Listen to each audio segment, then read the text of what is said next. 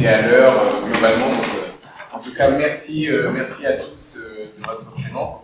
Je suis Nicolas Picard, je suis directeur de la Technopole de Cherbourg, le bâtiment qui est juste derrière ici. On a l'occasion de travailler avec un certain nombre d'industriels, d'établissements de formation. Et c'est à ce titre qu'on est partenaire ce soir de l'opération et de l'idée qui a été lancée par Marie Kirchner et cette équipe de WIN. Merci beaucoup à toute l'énergie qui a été déployée par WIN et ses équipes. Avant de passer aux présentations, je voudrais vous dire que ce sujet sur l'énergie ou sur les énergies, c'est un sujet dont on entend parler là depuis quelques mois et dont on va entendre de plus en plus parler. Pourquoi ? Parce que Xavier va vous en dire quelques mots tout à l'heure lors de sa présentation, Xavier Billet de DCNS. Mais c'est vrai que si on regarde juste aujourd'hui, ce matin à l'EAMEA, il y avait une conférence sur les sciences et l'éducation dans un cadre 100% nucléaire. Vous avez en ce moment l'IUT, et c'est pour ça que le directeur de l'IUT s'excuse de ne pas être là ce soir. Il y a en ce moment des conférences sur les énergies renouvelables à Saint-Lô, sur la journée d'aujourd'hui et celle de demain. Je tiens également à excuser Nucléopolis, qui est un partenaire, donc qui est le pôle nucléaire bas-normand, qui ne peut pas être là ce soir, mais qui aurait aimé, et qui était également partenaire de l'opération. Et puis, je souhaite remercier, on les remerciera d'autant plus tout à l'heure, les trois intervenants qui ont accepté l'invitation de ce soir, donc le professeur Fausse, Madame Duchemin et Xavier Billet de DCNS. Sans plus tarder, je pense que Marie, tu as quelque chose à ajouter. Bonsoir, on est très heureux de vous accueillir pour une nouvelle conférence. Pour ceux qui le souhaitent, le DVD de la conférence précédente, Quand le nucléaire soigne, est ici et peut être commandé. Il est en 2 volumes. Il est enregistré par Laurent Danger, qui est ici, qui est partenaire et qui est de l'UNICNAM, le Conservatoire national des arts et métiers.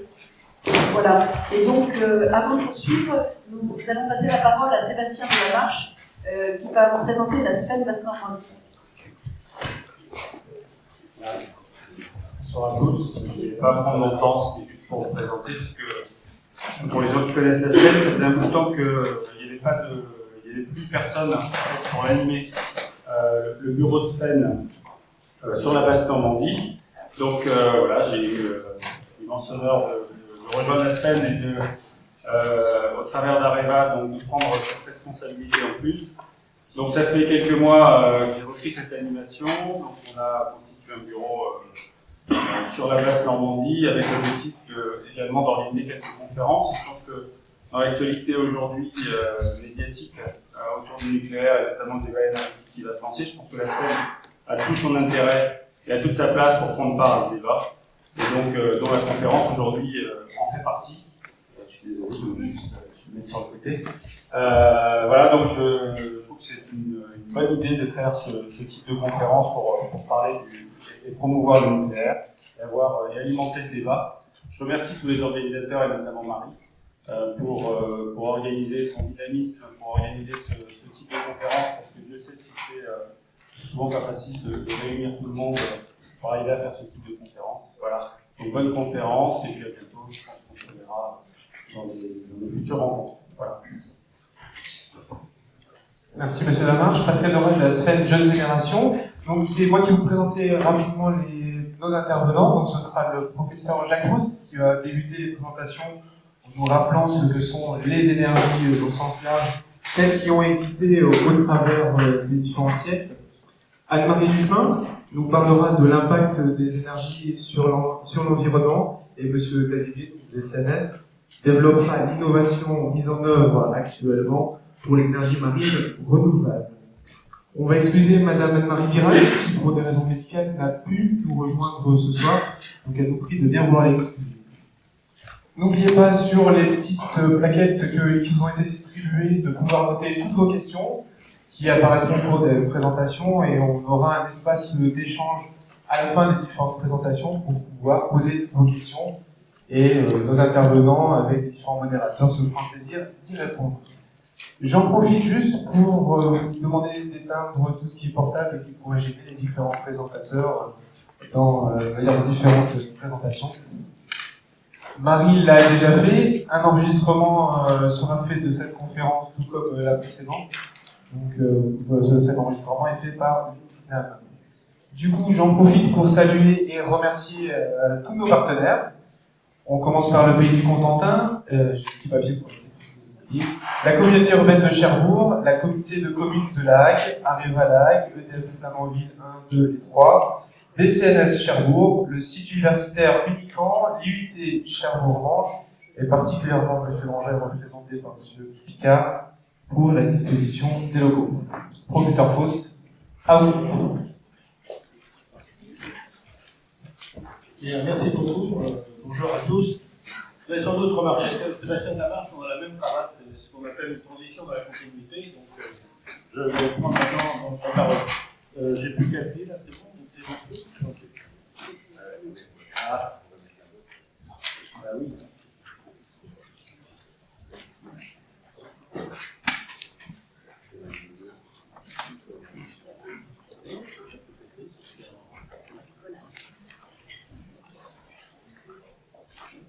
Voilà. Donc je pense que beaucoup d'entre vous en connaissent. Moi, on peut pas fermer un peu.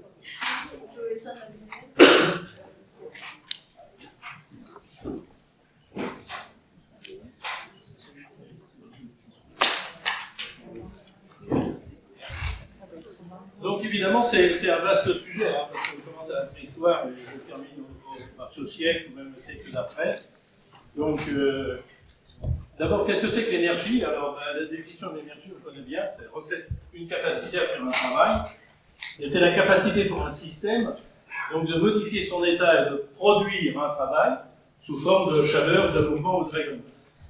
Et ce qui est écrit en dessous, c'est quelque chose dont il faut toujours avoir conscience, parce qu'on parle beaucoup, toujours, l'industrie, ses déchets, les rejets, etc. Il n'existe pas un seul système, quel qu'il soit, un système qui évolue et qui consomme de l'énergie, forcément, il brûle du combustible et il produit des déchets. D'ailleurs, nous-mêmes, en tant qu'êtres humains, nous sommes un système qui consommons l'énergie, donc on brûle du combustible et on produit des déchets. Donc ça, il faut toujours avoir ça, évidemment, en mémoire. Alors, évidemment, on peut penser que la première énergie que l'homme a utilisée au départ, c'est l'énergie musculaire, c'est-à-dire sa propre énergie. Celui-là avait évidemment un petit peu d'avance, je pense que ses compatriotes à l'époque ne comprenaient pas ce qu'il avait écrit.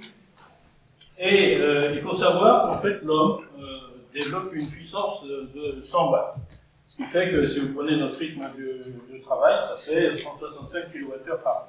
Alors là, vous avez des watts, des kilowattheures, je ne vais pas insister longtemps, je ne vais pas faire un cours, mais globalement, donc, il faut toujours, de toute façon, des fois, il y a des amalgames qui sont faits entre puissance, en réalité, et énergie. Alors, l'unité d'énergie, tout le monde connaît, c'est le joule, on a appris ça à l'école, mais personne en fait, n'utilise cette unité dans la vie de tous les jours. On utilise plutôt pour l'énergie de kilowattheure, parce que c'est ce qu'on paye EDF ou FEDF.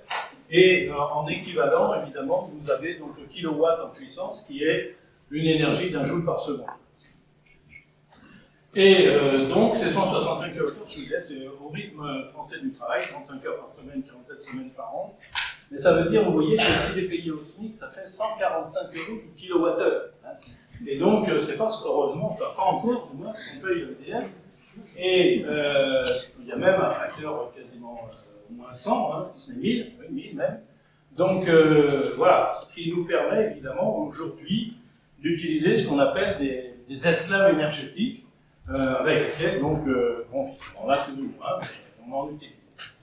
Donc, au départ, évidemment, sa propre énergie, et puis après, il s'est aperçu qu'il pouvait utiliser des animaux, hein, donc ce sont les animaux de trait, ce sont le du Père Noël, pour l'électricité, et puis après, voilà, on est allé un petit peu plus loin, et on a utilisé, évidemment, les esclaves pour aider aux travaux.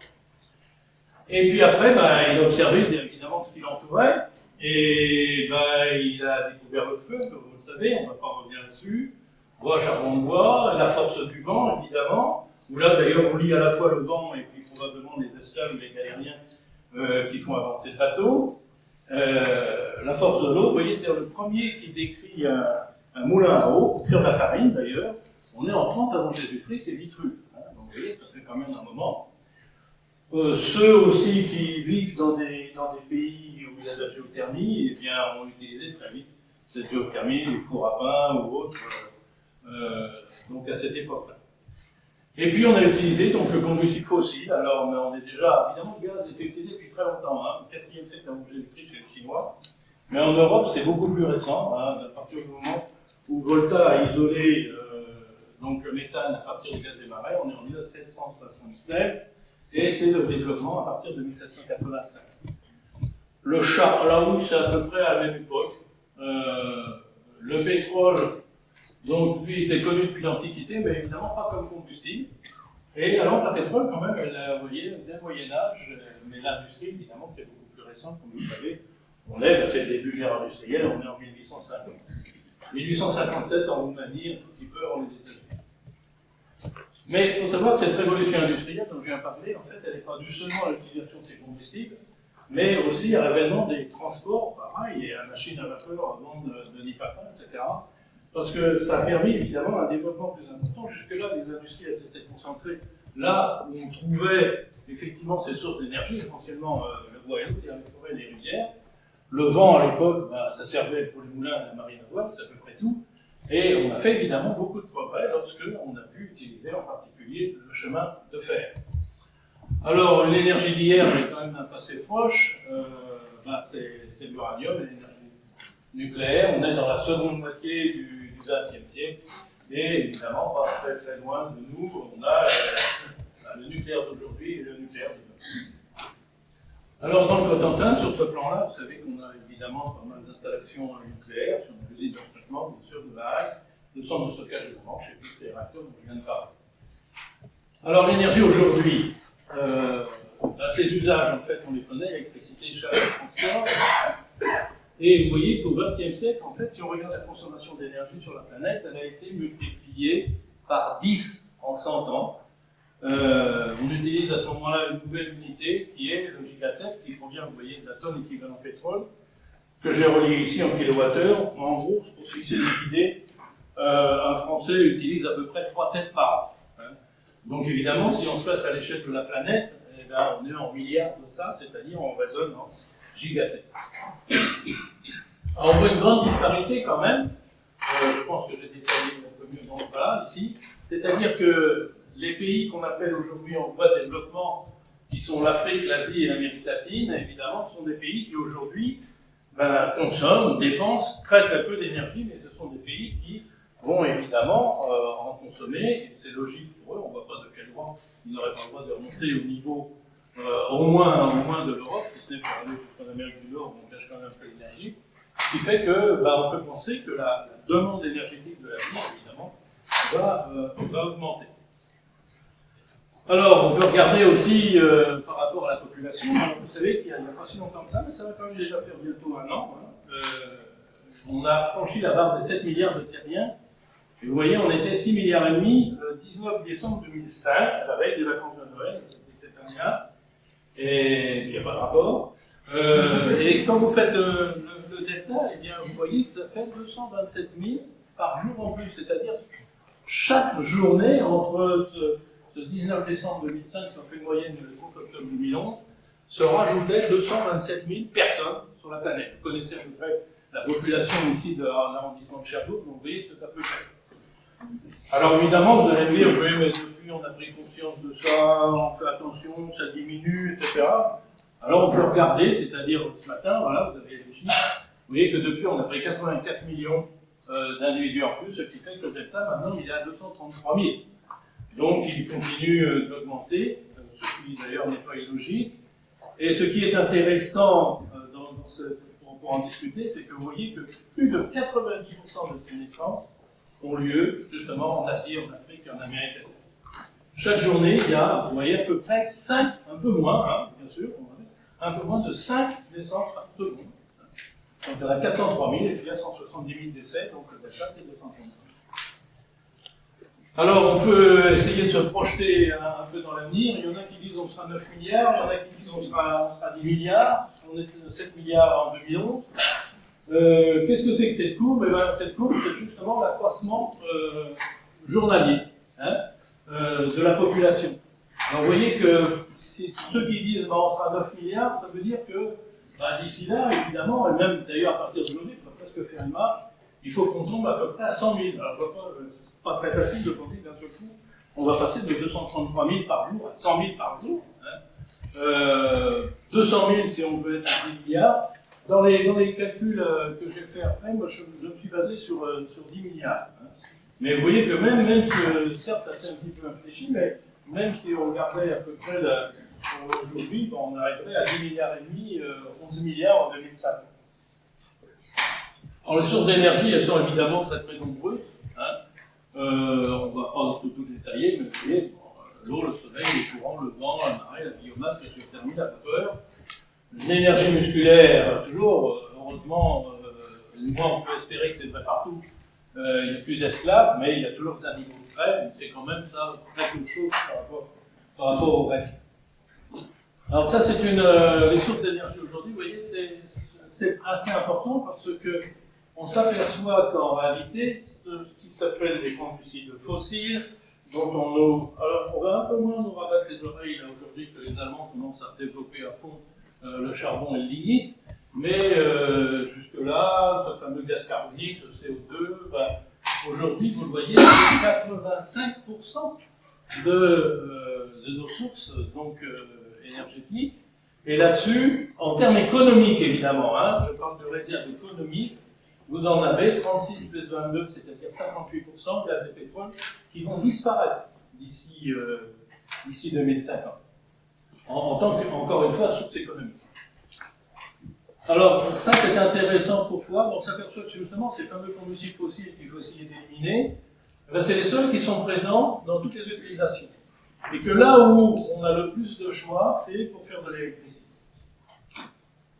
Les réserves, on va passer ça assez vite, puisque de toute façon, il y aura le DVD après à la disposition de ceux qui voudront bien l'acheter.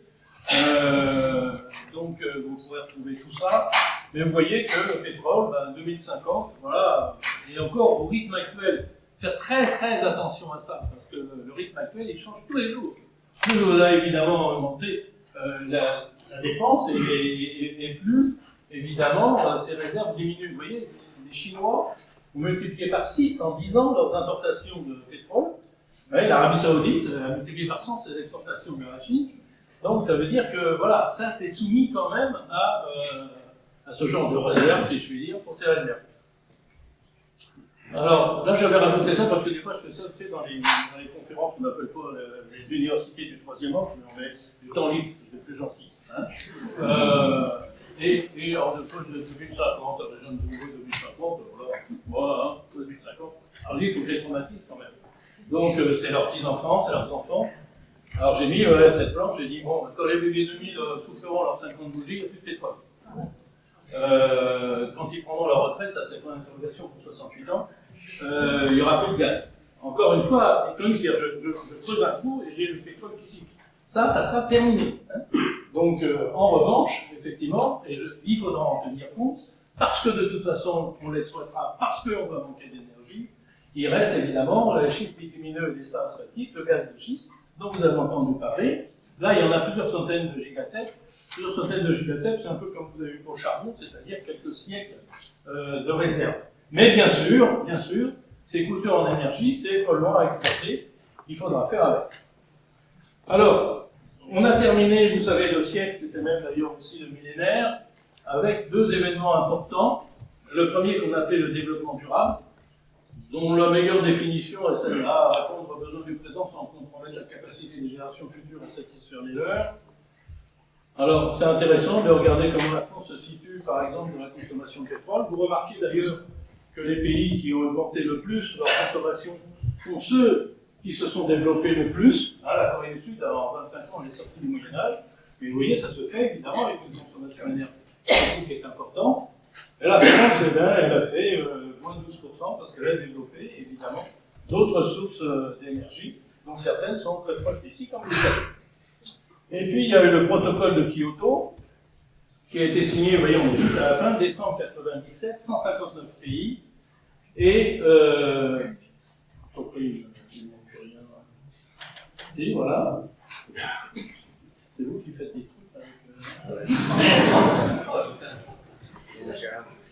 Alors, le protocole de Kyoto dit les pays d'annexe 1, ça c'est toujours amusant cette fois, ça veut dire qu'il y avait un annexe 1 au protocole et puis il y avait la liste des pays, alors on les appelait les pays d'annexe 1. Et donc ils sont là, alors l'époque c'est l'ordre des 17 d'ailleurs, s'engage une réduction globale de 5% des GES et des gaz à effet de serre entre 2008 et 2012. Donc, vous voyez, on est en plein dedans. Mais disent-ils à l'époque, on mettra ça en œuvre que si 55% des pays qui représentent 55% du volume total des émissions de CO2 en 90 était la référence, signe le protocole. Les pays en voie de développement ne sont pas concernés, je dis quand même des pauvres.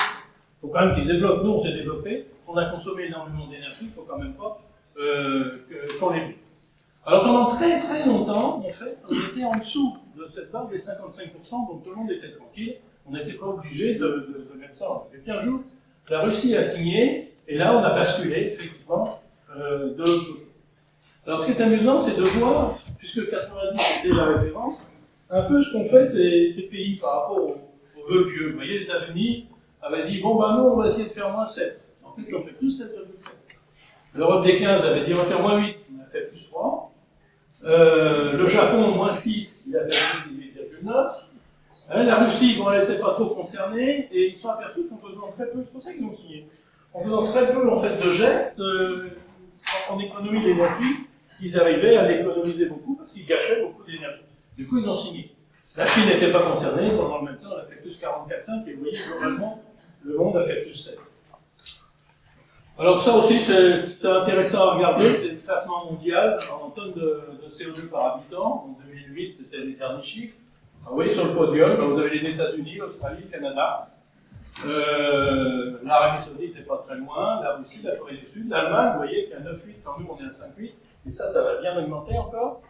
La Chine, je l'ai mise par gauche parce que malgré tout, elle n'est qu'à 6, mais comme on est par habitant, si vous mettez ça évidemment par rapport au nombre d'habitants, ben, la Chine devient médaille d'or. Hein, on retrouve un peu les Jeux Olympiques.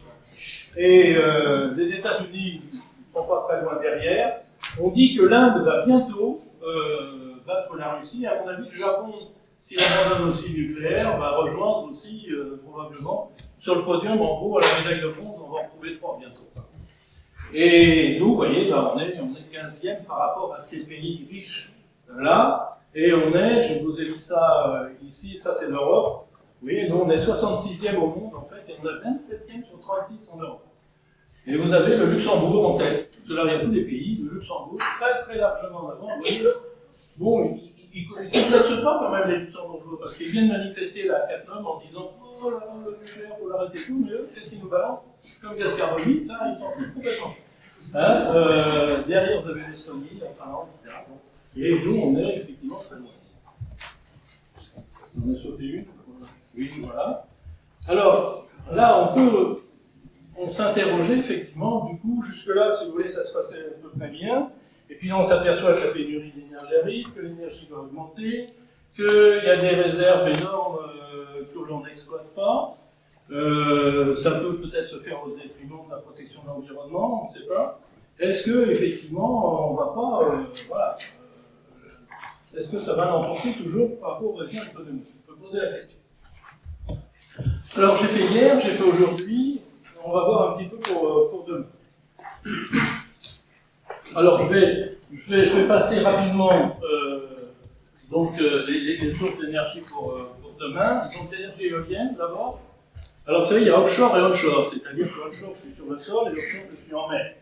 Donc évidemment c'est plus cher en offshore qu'en onshore, mais en fait, on peut penser qu'il y a moins de nuisances en offshore, hein, bien que ce soit plus cher. Alors, n'oubliez jamais non plus qu'on parle toujours là, de kilowatts installés et pas produits, hein, parce que le problème, évidemment, c'est qu'il n'y a pas toujours du vent, et donc il n'y a pas la source d'énergie, ben, elle ne produit pas toujours. Je vous donnerai un exemple tout à l'heure. Hein, et donc, on parle évidemment d'installer. Parce que là, installer, on sait ce qu'on a installé, mais ce qu'on produit, ça, on ne sait pas toujours. Donc, onshore, offshore. Bon, pourquoi je vous dis que je préfère l'offshore, en particulier dans nos pays? Ben parce que vous avez, on le sait bien, on peut ainsi dessus, un certain nombre de nuisances, et le rendement est faible, donc à cause de ce que vous avez tout à l'heure. Ce qui est intéressant, c'est la carte de France qui est là-bas, Alors oui, les zones rouges et violettes, c'est là où il y a le plus de vent. C'est-à-dire c'est là où il faut, à la rigueur, si on veut mettre des éoliennes, c'est là où on va avoir un rendement, bien que faible, mais malgré tout le plus fort qu'on puisse avoir en France. Et puis à côté, ben, vous regardez, on les a mises. Et ben, vous voyez que, voilà, comme ça rapporte de l'argent en région, évidemment, ben, les gens sont prêts, même si ça sert à rien, à mettre des éoliennes, même si le rendement est extrêmement faible. Ah oui, tout ce qui est la côte en haut, là, oui, bien sûr. Nord-Pas-de-Calais, la Bretagne, oui, bien sûr. Languedoc-Roussillon, oui, bien sûr. Un peu Provence-Alpes-Côte d'Azur à l'arrière, mais là, il n'y en a pas beaucoup parce que il y a quand même des gens qui pensent aussi à leur vie, mais vous avez des tas de régions, là, en particulier où il y en a le plus, où les rendements sont les plus bas. Alors, vous allez voir, encore une fois, comme il va y avoir une pénurie d'énergie, mon discours, ne le prenez pas comme un discours négatif, c'est un discours critique pour toutes les sources d'énergie d'ailleurs, mais il n'est pas négatif. Je pense qu'il faut développer toutes les sources d'énergie, et pour ces sources intermittentes-là, il y a un combat pour lequel il faut se battre, et pour lequel on ne se bat pas aujourd'hui, dans aucun de ces grands barnums que l'on fait sur l'environnement, c'est de dire qu'il faut savoir stocker l'énergie à grande quantité. C'est-à-dire qu'il faut faire de la recherche technologique pour savoir stocker l'énergie. À partir de là, vous vous en foutez complètement que ce soit intermittent. Parce que quand ça tourne, de toute façon, vous récupérez l'énergie. Et puis, bah, vous la ressortez quand vous voulez. Alors, moi, je cherche pas, je prends les chiffres, hein, parce que si je disais comme ça, le rendement de l'éolienne est 20%, on dirait, oh, vous exagérez, c'est bien plus que ça. Alors, bah, France Énergie Éolienne, de toute façon, c'est ce qui gère. L'éolien en France, hein, bah, vous voyez, 6640 mégawatts installés. Donc, ça veut dire que si ça tourne à 100%, vous récupérez 58,16 TWh, hein, donc multiplié par le nombre de jours, etc. Bon. Et en réalité, vous voyez, en 2011, ça fait 11,9. Et ben, ça fait 20%. Donc, il y a 20% de rendement. C'est-à-dire que sur toute l'année, bah, il n'y a plus d'éoliennes sur 5 qui fournissent de l'électricité. Alors, en revanche, si vous pouvez développer l'éolien, c'est le raisonnement qu'ont fait jusque-là les Danois. Si vous voulez développer du gaz, ça fait pas très bien aujourd'hui de dire je vais développer des centrales à gaz. Alors vous dites, ben, je vais faire de l'éolien. Alors tout le monde dit, c'est formidable, c'est écologique et tout. Ah ben oui, mais comme c'est intermittent, évidemment, si ça devient une source d'énergie importante, il faut que vous en ayez une autre à côté qui démarre si l'éolienne s'arrête. Et la seule source qui est capable de faire ça très vite, ben, c'est le gaz. Donc, vous installez du gaz. Vous voyez, en France, on est en train d'installer, on n'en parle jamais, mais 11 700 MW de gaz, justement parce qu'on veut développer le programme éolien. C'est aussi pour fermer quelques vieilles centrales à charbon, mais ça ne fait pas le poids par rapport à ça. Hein. Donc vous avez la bilan total, vous voyez, entre ce qu'on appelle le thermique classique aujourd'hui, vous voyez que le renouvelable, en installé encore une fois, hein, est plus fort que le thermique classique, et on a 11 720 MW en construction. Alors, je parlais des Danois tout à l'heure, parce que je vous montrerai notre accord de consommation depuis février dernier, quand il a fait si froid, bon ici vous ne pouvez pas savoir parce qu'ici il a fait doux comme d'habitude, mais il y a des régions qui ont souffert, hein, tout le monde n'a pas la chance d'habiter dans le Cotentin, et donc on a importé de l'électricité évidemment. Et d'habitude c'était les Allemands, et là les Allemands ils ont autant mal que nous, et en fait qu'est-ce qui s'est passé? Les Danois ont un très fort programme éolien, ce qui veut dire qu'ils ont aussi beaucoup de centrales à gaz. Normalement, les centrales à gaz, elles ne tournent que si les éoliennes ne tournent pas. Et là, ce soir-là, les éoliennes, elles tournaient, chic, hop, on met tout de suite en haut de nos centrales à gaz, et on vend à 240 DDR à 5 fois le prix, ou 6 fois le prix que d'habitude, du kilowattheure au pays qui en ont. Donc, vous voyez, c'est quand même assez génial, du coup, d'installer de l'éolien, ça permet aussi de faire autant de gaz. Alors, presse de la Manche, moi j'ai lu la presse de la Manche, comme vous, et un jour, je lis ça, Greenpeace France, 2000 éoliennes peuvent remplacer un réacteur EPR. Eh bien, c'est vrai. C'est vrai. C'est vrai. Bon, déjà, il faut se rendre compte que ça fait 2000 éoliennes, comme déjà, quand vous envoyez 10. Hein. Donc là, c'est 2000. Hein. 2000 éoliennes de 5 MW fournissent la même puissance électrique qu'un réacteur EPR. Mais alors, le coût, évidemment, alors, déjà, on discute, on dit, l'EPR est bien cher, mais là, le coût, c'est entre 20 milliards et 30 milliards d'euros, quand même, à comparer aux 6 milliards. Et puis, beaucoup plus de tonnes de béton aussi. Hein. Il y a 1 million de tonnes pour le PR, et là, on est entre 4 et 10. Ces fameuses tonnes de béton qu'on ne voit jamais parce qu'elles sont enterrées, mais elles sont là quand même. Hein. Alors, ça, c'est des photos d'endroits, d'ailleurs, que vous connaissez peut-être à Sarkozy. Qu'est-ce qu'on peut dire pour l'éolien? Alors, vous voyez, dans un livre dont je vous parlais tout à l'heure, que j'ai fait avec un journaliste l'année dernière,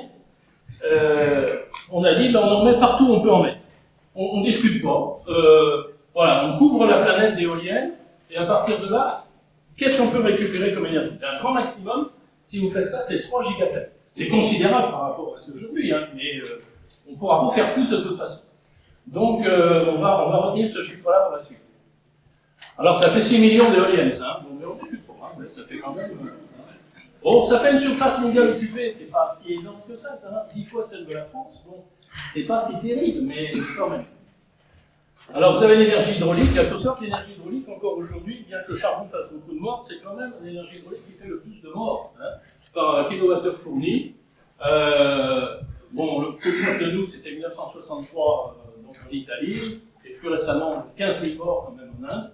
Et puis, les plus anciens, ils se souviennent probablement du barrage de Malpasek à cédé, c'est un mercredi soir, à 21h13, et qui a dévalé sur la ville de Fréjus et qui a englouti la ville, comme on voit. Il y a eu 423 morts. Alors, là, c'est facile aussi, hein. Vous noyez tout ce que vous pouvez noyer, vous avez un facteur 6 par rapport au début, on est à 1,5 gigatèmes. Ça, c'est le barrage des Trois Gorges, donc en Chine. Il y a eu quand même plus d'1 million de personnes déplacées, quand même 10 villes et 1000 villages. Alors évidemment, des fois dans les conférences, les gens disent aux amis, mais c'est rien pour 1 million de personnes, ils sont tellement nombreux, c'est rien, c'est quand même 1 million de personnes. Géothermie. Alors géothermie, bon, évidemment, les pompes à chaleur, ça c'est quelque chose qu'il faut développer au maximum. Ça reste relativement individuel, c'est pas facile d'exploiter à grande échelle. On peut aussi faire de l'électricité, mais pour l'instant, c'est pas tellement développé. Et on peut penser donc que effectivement, on peut arriver à 1 gigatème par an d'ici 2050. N'oubliez pas que 2050, c'est pas si éloigné que ça. C'est comme si on était en 1974 par rapport à aujourd'hui. Hein. Donc, bon, c'est pas... Voilà, c'était demain. Hein. L'énergie solaire. L'énergie solaire, vous avez plusieurs rubriques. La conversion thermique, on va parler. Ça aussi, il faut développer ça au maximum. Hein. La conversion thermodynamique, il faut sûrement s'y mettre, mais c'est quand même très cher, c'est pas très facile. Et puis vous avez la conversion photovoltaïque dont on vous parle beaucoup. Alors là, qu'est-ce qu'on a fait? On s'est dit, bon, on n'a pas trop, on sait pas trop quoi faire sur la conversion thermodynamique, donc on ne sait pas avancer. On pense que même dans 40 ans, ça sera encore quelque chose qui sera à regarder. Même si on a quelques prototypes. En revanche, les chauffe-eau solaires, on peut encourager les gens à mettre des chauffe-eau, en particulier dans les pays où il y a du soleil, mais ici, avec le microclimat qu'on a aussi, il n'y a pas de problème. Et la conversion photovoltaïque. Et on arrive à 3 gigatèmes. 3 gigatèmes, ça veut dire que vous en avez un pour les chauffe-eau, et vous en avez 2 pour les photovoltaïques. Et si vous faites 2 gigatèmes de photovoltaïque, vous avez épuisé, je vous ai dit que ce n'était pas forcément un exercice ni écologique ni économique, c'est pour regarder où on en est. Et vous avez épuisé tous les métaux rares, tous les terres rares, etc., tous les métaux rares avec lesquels vous fabriquez les cellules. Donc à partir de là, vous ne pouvez pas faire plus que ça. Donc voilà les chauffe-eau solaires, ça illustre ça. Alors, pareil, les rendements, on dit si je donne un chiffre, on va dire, bah oui, mais où est-ce que vous avez trouvé ça? C'est pas difficile. D'ailleurs, un exercice que je donne à mes élèves quand je leur parle d'énergie, tiens, allez, vous allez me calculer ça. Vous voyez, dans le journal Métro, j'avais lu ça. La plus grande centrale solaire, vous l'avez ici, là, en France, va être construite à Curban. Elle produira 43,5 millions de kilowattheures, donc, et elle a une puissance installée de 33 mégawatts. Eh bien, vous faites le calcul, pour le faire chez vous, c'est proposé si vous voulez, on trouve 15%. Voilà. Donc le rendement, c'est 15%. Hein. Alors j'ai mis jusqu'à quand, parce que vous savez qu'aujourd'hui, c'est évidemment ultra subventionné. Ça va peut-être pas durer aussi longtemps que les contributions, comme disait ma grand-mère, mais donc, voilà. Hein. Alors évidemment, on sait où il faut les mettre, les panneaux photovoltaïques. Hein. Ben, c'est là où il y a du soleil. L'année dernière, j'ai été récompensé par ce qu'on appelle le prix d'impertinence 2011. Je ne sais pas si ça va bien, mais bon. Et en fait, pour un article où j'avais dit qu'il fallait mettre des panneaux photovoltaïques là où il y avait du soleil, et qu'il fallait installer des éoliennes là où il y avait du vent. Alors, je dis, je ne vois pas trop où est l'impertinence, c'est plutôt du bon sens, sauf si la définition d'impertinence devient que vous tenez un langage non écologico-politico correct. Alors, auquel cas, oui, effectivement, voilà, parce qu'aujourd'hui, vous voyez, c'est dans le vert qu'on met les panneaux photovoltaïques. Prof. Alors, ne pas oublier, alors oui, l'énergie solaire, c'est pompe à chaleur, c'est quand vous installez comme ça, hein, ben ça c'est pas de la géothermie, hein, désolé, mais ça c'est de l'énergie solaire que vous récupérez. Hein. Mais bon, on va pas chicaner, parce que la géothermie, voilà, vous auriez le truc, voilà, ça oui. Mais l'autre non, hein. Et, bon, on est en énergie solaire. Ça rejoint ce que je vous disais tout à l'heure, je ne vais pas insister. Je sais que je peux manger un peu le temps de Madame Miracle, voilà. C'est surtout que le jour, ma question m'a dit, mais c'est pas, il n'y a pas assez de trucs à dire, moi je m'en rajoutais. Hein. Donc, alors biomasse. Alors il y a biomasse chaleur, biomasse transport. Vous voyez que déjà en 2000, la biomasse était quand même 10%. Donc aujourd'hui encore, on peut dire 10%. Parce que c'est la combustion de tout, le bois, paille, etc., ordures ménagères. Hein. Quand on dit on pourrait brûler nos déchets, ça nous fait de l'énergie, bah, c'est déjà fait. Hein. C'est responsable, vous voyez, ça c'est des asphyxies, malheureusement, j'ai vérifié ces chiffres 2 fois, et c'est vrai, et dans les pays en voie de développement, 1500 morts par jour, donc, mais c'est très très utilisé. Et puis alors à côté, vous avez les biocarburants. Alors les biocarburants, vous entendez nos ministres qui disent « Ah, voyez, ça c'est écologique quand même. Hein. » Parce que vous voyez, la plante, tout le temps qu'elle pousse, elle absorbe du CO2. Le jour où on la brûle, elle relâche son CO2, et donc bilan nul. Oui et non. Hein. Parce que vous voyez, il faut produire les végétaux, il faut mettre du carburant dans le tracteur, il faut fabriquer des engrais, il faut broyer purifier le produit de la culture, il faut distiller, si c'est la filière alcool, donc tout ça, évidemment, ça demande de l'énergie. Hein, moi je dis à celui qui veut réchauffer au bois, d'ailleurs il a tout à fait raison, pour une famille française, il faut 5 hectares de forêt. Pour soi, hein, uniquement, hein, pour sa famille. Hein. 5 hectares de forêt, de façon à ce que je coupe un arbre, et puis la plante va pousser pour que je le recoupe. Bon. Et puis évidemment, j'utilise la hache, hein, parce que voilà, puis je trimballe avec ma brouette. Et puis là, oui, là, à ce moment-là, j'ai un bilan nul. Oui. Mais qui fait ça hein? Alors vous voyez, en France, si on voulait remplacer simplement la moitié du pétrole utilisé pour les transports, ben, c'est des surfaces minimales, c'est pas comme les éoliennes de tout à l'heure, là c'est la surface cultivable. Hein. Donc, j'ai écrit, parce que je fais aussi des chroniques pour la fille, il y en avait une que j'avais intitulée « On connaissait boire ou conduire, il faut choisir, il va falloir s'habituer à manger ou rouler, il faut trancher. » Et ça a été repris peu de temps après par chez Lulu, vous voyez dans son dessin, et les enfants, ils ont faim, ils disent bah, après savoir, aujourd'hui on a mis sa voiture. Donc, 25 fois la surface, on peut monter à 4 gigatep à la rigueur, mais vous voyez que 25 fois la surface de la France de terre cultivable, c'est quand même énorme. Alors bien sûr, il y a l'hydrogène, mais l'hydrogène, bah, vous le savez comme moi, vous voyez, Jules Verne, déjà à l'époque, là, il y avait tout dedans. On peut plutôt le considérer comme, en gros, une réserve d'énergie, parce que bah, c'est l'élément le plus abondant, c'est vrai, dans l'univers, c'est vrai, que c'est le premier, c'est le plus abondant, mais il existe que sous forme combinée, c'est-à-dire que bah, il faut les rechercher, et tout ça, ça me demande, évidemment, de l'énergie. Alors, on ne va pas les rechercher à partir des énergies fossiles, aujourd'hui, on peut le faire, je veux dire, on aurait pu le faire aujourd'hui, quand même, on va essayer d'éliminer les énergies fossiles, donc c'est uniquement par décomposition d'eau, essentiellement, donc par électrolyse. Et si vous voulez poser de combustibles fossiles, c'est l'éolien ou du nucléaire. Alors, l'énergie des mers, on va en parler tout à l'heure, je ne vais pas dire grand-chose sur les énergies marines renouvelables, ça va être tout à l'heure, mais je n'ai pas de critique là-dessus, il faut tout développer.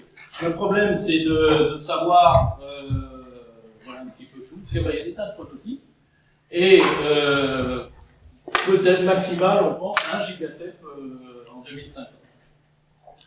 Alors, le fossile, quand même, il est là, il existe. Alors, il y a une chose qu'il faut toujours avoir en tête, c'est que, en fait, une ville d'1 million d'habitants, vous voyez, elle utilise 1 gigawatt électrique, puissance. Eh bien, il y a que le thermique qui peut vous fournir ça, malheureusement, sur une surface limitée. Hein. Le thermique, ben, il est classique ou il est nucléaire, c'est-à-dire que, ben, voilà, vous faites de la vapeur. Alors, on s'est beaucoup, avec Saint-Jacob, on s'est beaucoup posé la question, on est à 2,7, on s'est dit qu'il faut mettre le moins possible, il faudra mettre 0. Bah oui, mais il faudra mettre 0, mais par rapport aux besoins dans l'avenir, on ne peut pas, quoi. Alors, on a dit, bah, on va quand même augmenter modérément, on est passé à 4. Ça, c'est ce qu'on pense, hein, je vous dis. Voilà, on peut en discuter. Même chose pour chaleur et transport. On fait 5-6 aujourd'hui. peut penser que ça sera vite. Vrai qu'en pourcentage, c'est quand même, on a fait de gros efforts par rapport à aujourd'hui. L'énergie musculaire, je vous en ai parlé tout à l'heure. Donc, et il reste l'énergie nucléaire dont je ne vous ai pas encore parlé, qui est en fait la seule énergie qui est issue du sol et qui ne met pas de gaz à effet de serre. Les réserves, alors, ça dépend évidemment du coût. Vous voyez de tout pour les réserves, mais ça dépend du prix que vous mettez évidemment pour le kilo d'uranium. Jusqu'à un prix relativement raisonnable, on peut penser que les réserves sont de 4 siècles. Sans oublier, j'ai travaillé là-dessus, moi, dans mon laboratoire de recherche que j'ai dirigé pendant 20 ans, avant de prendre ma retraite. On peut extraire l'uranium de l'eau de mer. Il y en a 1000 fois plus dans l'eau de mer que dans les courses terrestres. Hein. Et c'est le deuxième élément en abondance derrière le molybdène. Donc bien avant tous les autres, les fer, les nickel, les cuivres, tout ce que vous voulez, là, bien avant tout ça. Alors évidemment, contrairement aux autres sources d'énergie, vous le savez, la technologie à mettre en œuvre pour l'exploiter est lourde. C'est-à-dire que si j'ai du bois, si j'ai du charbon, si j'ai du gaz, ça brûle. J'ai l'énergie tout de suite. C'est pas parce que j'ai un bloc de pêche-lin que je vais pouvoir avoir de l'électricité comme ça. Alors, pourquoi ça marche? Tout simplement parce qu'en revanche, évidemment, ça n'est plus de l'énergie chimique comme les autres, c'est de l'énergie nucléaire, et qu'entre l'atome et le noyau, entre le chimique et le nucléaire, vous avez un facteur, en gros, 1 million. Et là, quand vous regardez le pouvoir énergétique par unité de masse, vous avez évidemment 2 millions de fois plus. Je ne vais pas trop m'attarder là-dessus. Donc la France, il y a 10 filières dans le monde, mais c'est le réacteur pressurisé la France chez nous qui est celui qu'on utilise le plus dans le monde, il est à 65%. Le prochain, alors ça c'est le réacteur de demain, donc c'est l'EPR, que vous avez en construction ici. Vous avez les réacteurs d'après-demain, qui sont les réacteurs à fission, et ceux qui sont en rouge, là, qui ont le mot face, veut dire que en fait, on a ce qu'on appelle des réacteurs donc surgénérateurs, un peu d'ailleurs comme l'était Superphénix. Et ces filières donc face, c'est-à-dire un neutron rapide, là font passer les réserves à plusieurs dizaines de siècles, évidemment, puisque on récupère du combustible au fur et à mesure on le brûle. Alors la France, en fait, en dehors évidemment de celui qu'elle connaît bien, qui est celui à sodium, elle a dit qu'elle était prête à miser beaucoup sur celui-ci, qui est le réacteur à très haute température. Et je trouve que c'est très intelligent, parce que ce réacteur à haute température, c'est celui qui permet en fait de faire de l'hydrogène. Pour récupérer de l'hydrogène, à partir de l'eau, il faut des hautes températures. Vous voyez, il faut 900 degrés. C'est ce que vous avez ici. Je ne sais pas en ce moment, c'est le petit vidéo de côté. Voilà, oui, vous voyez. Et c'est un réacteur qui monte à 1000 degrés. Donc c'est le seul qui nous permettrait effectivement de faire de l'hydrogène. Et donc c'est un des réacteurs d'avenir, bien évidemment. Et puis vous avez après-demain, alors c'est la fusion, c'est plus de la fission, c'est de la fusion. C'est le projet ITER, vous savez qu'on a à Cadarache. Alors j'ai marqué le prototype et je me suis fait engueuler par les gens du CEA qui m'ont dit mais il ne faut même pas marquer prototype, c'est même pas un prototype, on n'est même pas un prototype. C'est un réacteur, un outil qui doit montrer la faisabilité industrielle. Alors je dis moi je veux bien, mais là quand vous marquez production d'électricité, c'est un truc qui n'est même pas un prototype, à ce moment-là c'est un peu fort. Bon. Et alors c'est vrai que, bon, on développe ça parce qu'on dit source d'énergie inépuisable, parce que bon, c'est ce qu'on récupère effectivement dans l'eau de mer avec le deutérium. La technologie est encore plus lourde que la fission, mais bon, c'est vrai qu'avec les réacteurs de 4e génération, on aura aussi une source d'énergie inépuisable. On va y avoir un peu un combat, hein, mais comme il faut tout essayer, je pense qu'il faut tout encourager. Alors, quand on fait un bilan, vous voyez, justement, c'est le bouquin. J'en ai quelques-uns si on s'intéresse. Je pense que je cherche à les vendre parce que je gagne 75 centimes de droits d'auteur par mois. Donc, bon, s'il y en a qui veulent retrouver les chiffres, c'est bon. On a eu le prix. Voilà, les femmes atomiques françaises depuis 2012. On a partagé avec Wing, d'ailleurs. Hein. Donc, vous avez l'énergie 2000, vous voyez, alors, regardez quand même, ça fait, voilà, l'éolien, le solaire, le nucléaire, 10% chaque quand même, là, et bon, on a fait d'énormes... les énergies fossiles sont passées de 80 à 42. Et moyennant quoi, on arrive à 28,5. Alors 28,5, ça ne couvre même pas le rythme du XXe siècle. Hein? Donc, et encore, si on prend le rythme dans lequel on vit depuis 15 ans, on arrivera à 50. Alors, on n'arrive même pas à le XXe siècle. Donc, alors, évidemment, on peut aussi économiser l'énergie. C'est vrai. Il faut se rendre compte aussi d'une chose, c'est qu'évidemment, il n'y a que ceux qui dépensent de l'énergie qui peuvent faire des économies d'énergie. On l'oublie, parce qu'on dit qu'il suffit que la planète, les gens ne vont pas d'énergie, ils ne vont pas l'économiser. Bon. Donc il y a un certain nombre de choses qu'on peut faire, et là c'est plutôt à nous de le faire, en particulier en France, l'isolation thermique des bâtiments. On est très très en retard par rapport aux autres pays européens, y compris d'ailleurs les Allemands. Hein. Donc là il y a des choses à faire. Toutefois, vous voyez ici, il y a quelque chose qui se développe beaucoup depuis quelques années, ben, c'est Internet. Vous voyez, quand vous téléchargez sur votre ordinateur la version d'un quotidien, on va de plus en plus vers ça. Et ben, c'est l'équivalent de l'énergie pour faire des sites. Une simple recherche sur Google, hein, vous tapez chaque fois sur Google pour savoir si vous avez l'énergie, 1 heure de lumière dépendait par les enjeux de l'économie d'énergie. Bon. Et un chercheur, vous voyez, de Dresde a montré que le fonctionnement d'Internet dans 25 ans pourrait consommer autant d'énergie que l'humanité tout entière aujourd'hui. Donc, on a quand même du souci à se faire. Et puis vous avez un autre défi, évidemment, dont je ne vais pas parler, mais je vais dire un mot, c'est l'eau. L'eau douce. Donc nos besoins, vous voyez, augmentent de 64 milliards de mètres cubes par an. Or, la seule solution pour l'avenir, c'est de dessaler l'eau de mer, et on reboucle sur de l'énergie. Vous voyez que c'est quand il faudrait construire 30 réacteurs de type EPR. On a installé 65 000 éoliennes, donc de 5 gigawatts. Alors, est-ce qu'il y a d'autres solutions? Alors, il y a peut-être qu'on regardait Thalassa l'autre jour, vous voyez, comme quoi je rebondis quand même sur l'actualité. Hein, c'est effectivement, c'est alléchant quand l'idée de penser qu'on a 475 milliards de mètres cubes d'eau douce tous les ans qui disparaissent dans nos mers, c'est bête, quoi. Bon. Et seulement, bon, il faut les remorquer jusque là, c'était aux îles Canaries, hein. Et on a utilisé pour ça, vous voyez, au minimum, parce qu'il y en a, vous avez aussi des grandes toiles, là, des grandes voiles pour économiser le fioul, 4000 tonnes minimum de fioul pour, au bout du compte, avoir 4,5 millions de mètres cubes de gaz. Il y en a la moitié qui a fondu quand même avant d'arriver. Hein. Et ben avec ça, on aurait pu dessaler 9,3 millions de mètres cubes d'eau de mer. Hein. Bon, donc, faut peut-être le faire, mais et puis il y a les autres dépenses, hein. Il y a le grand filet qu'on a étudié, etc. Enfin, bon, il n'y avait pas que les 4000 tonnes de fioul. Donc, vous voyez, c'est quand même difficile avant d'arriver à faire ça, ou alors il faudra trouver autre chose. Mais on peut aussi. Hein. Donc, avant de conclure, là, juste alors 2 minutes, hein, un mot sur le mix énergétique. Alors, il y a un événement qui est arrivé il n'y a pas très longtemps, vous avez sans doute entendu parler. C'était le 30 juillet cette année, là, où vous avez eu 700 millions de personnes privées d'électricité. 700 millions de personnes. Vous voyez ce que ça veut dire?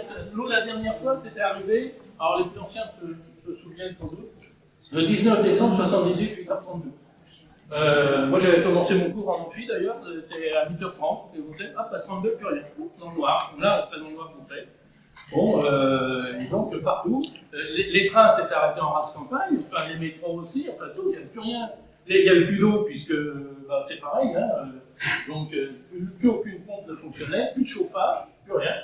J'ai vu d'ailleurs à la suite, je les ai publiés sur internet, mes chroniques, il y a eu des tas d'internautes qui sont venus pour dire « Ah ben ouais, mais moi je me souviens, je suis parti dans la neige avec mes petits talons, 5 km parce que le train s'était arrêté en race campagne, etc. » Il y a eu plein de témoignages, c'était très très amusant. Et il n'y avait pas d'ordinateur à l'époque, hein, il n'y avait pas de gestion par ordinateur. On se demandait aujourd'hui ce que ça peut faire. Donc on peut aussi se poser la question, à quand la prochaine? Alors, la France, vous voyez, elle a multiplié par 11 donc sa consommation électrique en 50 ans. Et donc, même le thermoclassique et l'hydraulique, si ça ne représente pas grand-chose, vous voyez, c'est bien plus qu'à l'époque. Et quand vous regardez effectivement la progression sur ces 60 ans, là, 50-2010, c'est à peu près 4,5% en moyenne sur 60 ans. Donc ça c'est la puissance maximale, hein, la puissance réseau.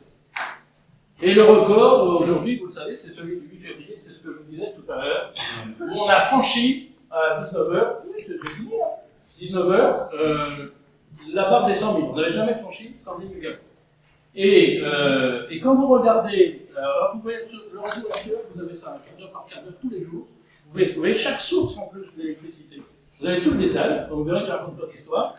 Le minimum, c'était à 4h30, vous voyez, 4h30, 5h du matin. Vous voyez le minimum, 84 500, eh bien c'était le maximum en 2005, là, vous voyez.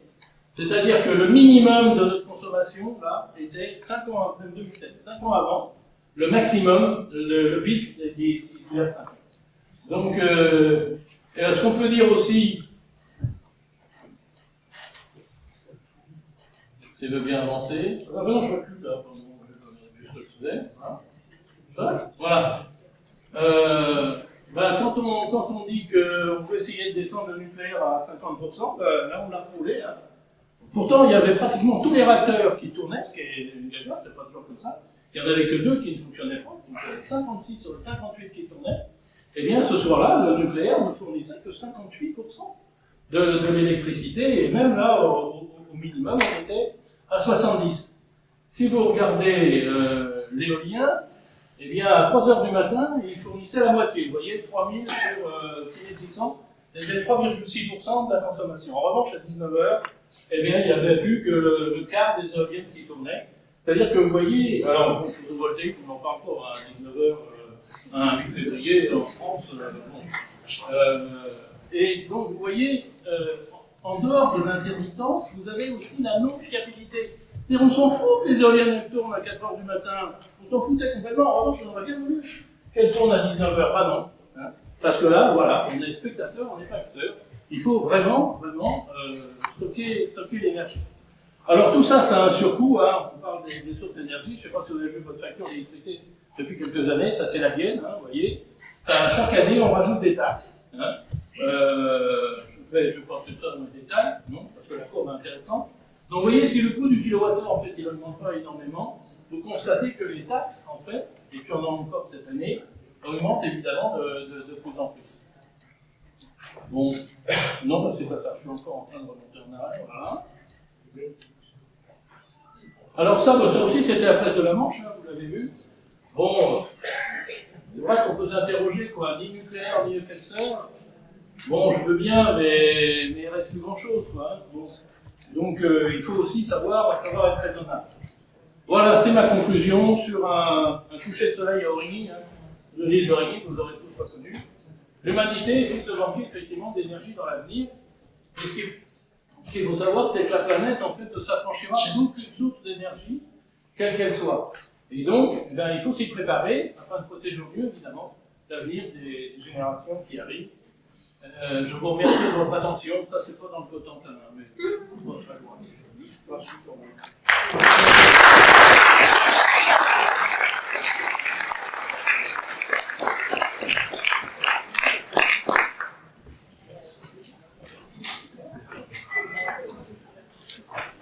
Est-ce que ça marche?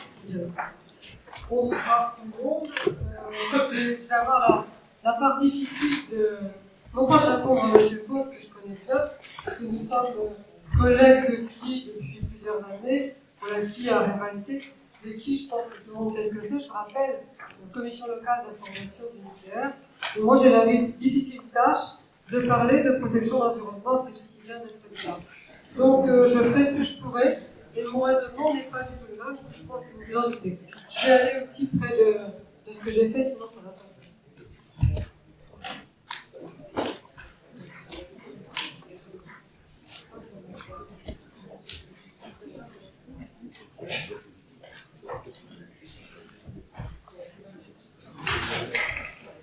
Je vais rester comme ça, parce que sinon ça ne va pas aller. Alors, j'avais comme sujet... J'ai l'impression de passer à l'orage de Shekel, je ne sais pas, c'était rigolo.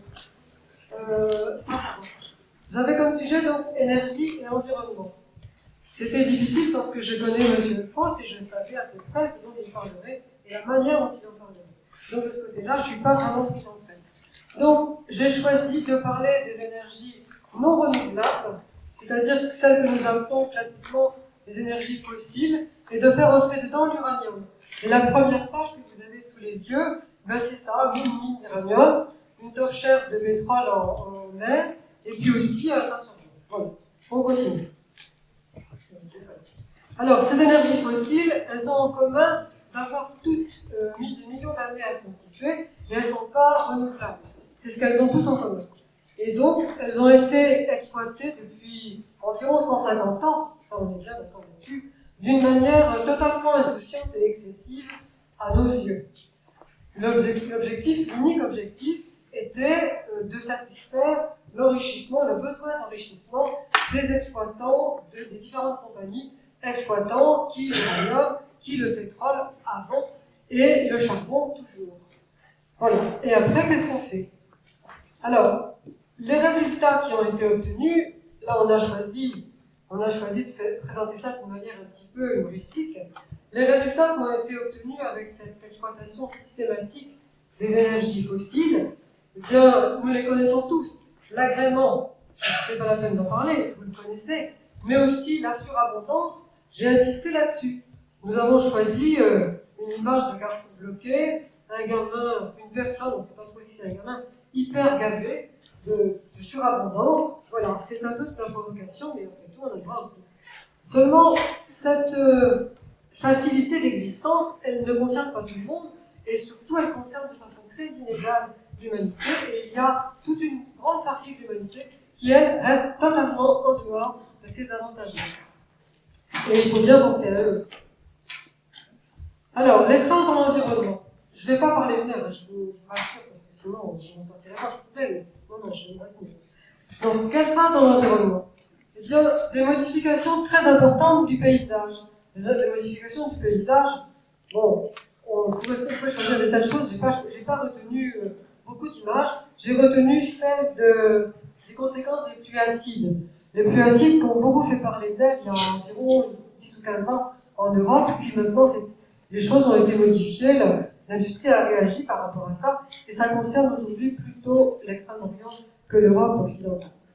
Alors, dans les conséquences sanitaires liées à l'exploitation abusive des énergies finies, on va dire ça comme ça, vous avez écrit là sur le transparent quelque chose de très brutal. Je vous explique de quoi il s'agit. Je vous explique. On va y revenir tout à l'heure, mais j'explique tout de suite. Il s'agit de condamnation par rapport à l'exploitation d'uranium. Il s'agissait à ce moment-là, on en parlera tout à l'heure dans notre document, je crois bien que je vais revenir en arrière, je crois que c'est bon. Donc je laisse comme ça et on reviendra en arrière sur cette image puisqu'on peut y revenir. Donc je reviens au déroulement du raisonnement. Parmi les conséquences très importantes et très sensibles du développement systématique des énergies fossiles, on va toutes les mettre dans le même paquet, il y a l'augmentation de la température moyenne à la surface de la Terre. Elle n'est pas énorme, cette augmentation, elle est seulement de 1 degré. Mais ce degré moyen d'augmentation de la température a été capable d'engendrer des conséquences très graves du fait du réchauffement, du dérèglement climatique. Réchauffement climatique, c'est parfois difficile à dire, dérèglement climatique. Ce dérèglement climatique entraîne comme conséquence la montée de l'eau. Et j'ai pris 2 exemples, j'aurais pu en prendre beaucoup plus, j'en ai pris 2. J'ai pris celui de la tempête Xynthia en Charente-Maritime en 2010, qui a ravagé 400 km de terre et qui a quand même causé la mort de 53 personnes. Alors j'ai pris cet exemple-là parce qu'il n'est pas loin de nous et que nous l'avons certainement tous en mémoire. J'en ai pris aussi un autre qui est beaucoup plus important parce que ça concerne un territoire infiniment plus vaste, puisqu'il s'agit du delta du Mississippi. Et dans ce cas-là, dans cette situation-là, c'était en 2005, l'ouragan Katrina a ravagé à peu près la moitié de la surface de notre pays, la France, puisque c'est 233 000 km², et a entraîné 1800 morts. Donc, les conséquences du dérèglement climatique ne sont pas à prendre à la légère. C'est ce qu'il faut retenir de ces images-là. Alors, par rapport aux conséquences liées au pillage des ressources non renouvelables, eh bien, nous avons retenu, puisqu'on a fait, c'est un travail d'équipe, nous avons retenu des images de conflits. Je ne m'attarde pas beaucoup là-dessus, parce que tout le monde sait que les conflits au Moyen-Orient et ailleurs aussi sont liés à cette nécessité de garder le contrôle des sources de pétrole. On est toujours là, ça n'a pas changé, ça continue. Les désastres environnementaux, vous les connaissez aussi.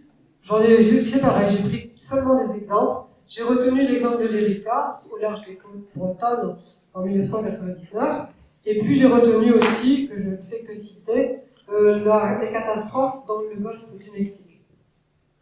Voilà. Et en ce qui concerne le Niger, Il s'agit cette fois-ci d'exploitation non pas d'uranium, ils ont beaucoup de chance, mais aussi cette fois-ci de pétrole, qui se fait dans le mépris le plus total des populations locales. Et je crois encore une fois que le surdéveloppement dont nous profitons, nous, occidentaux, ne doit jamais nous faire oublier la situation du reste du monde, et j'insiste là-dessus, parce que ça me paraît très important.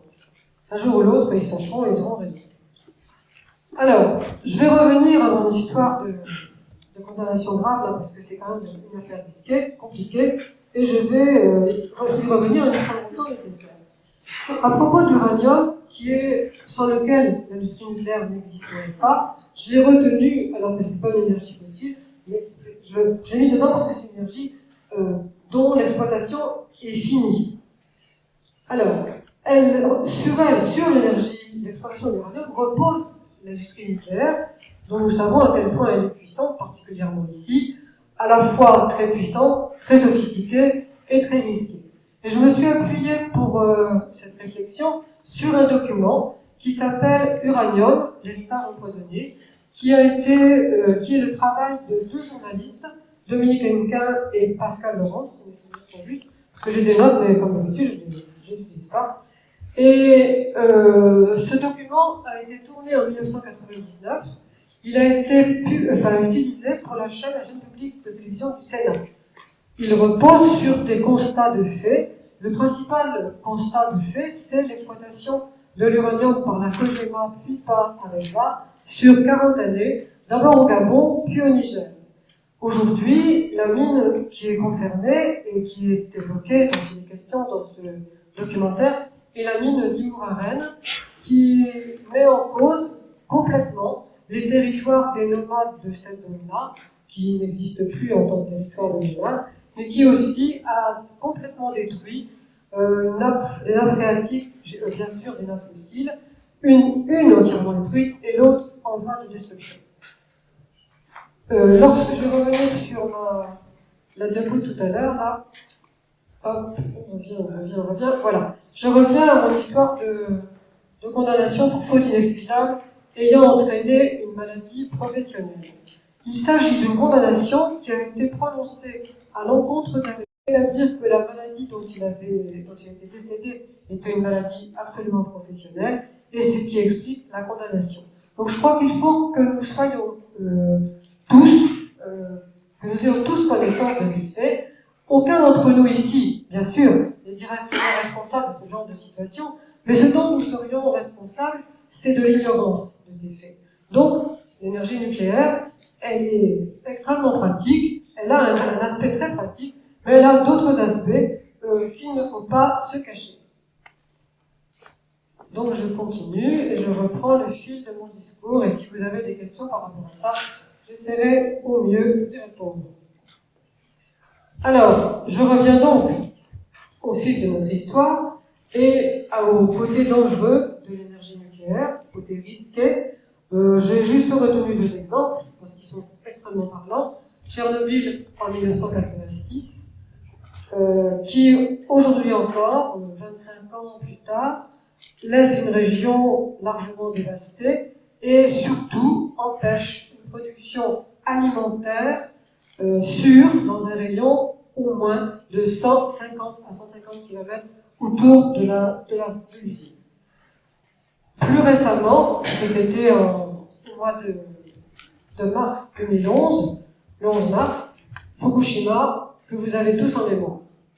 Et par rapport à ça, je voudrais livrer à votre réflexion une parole que j'ai attrapée comme ça, une parole de sagesse amérindienne.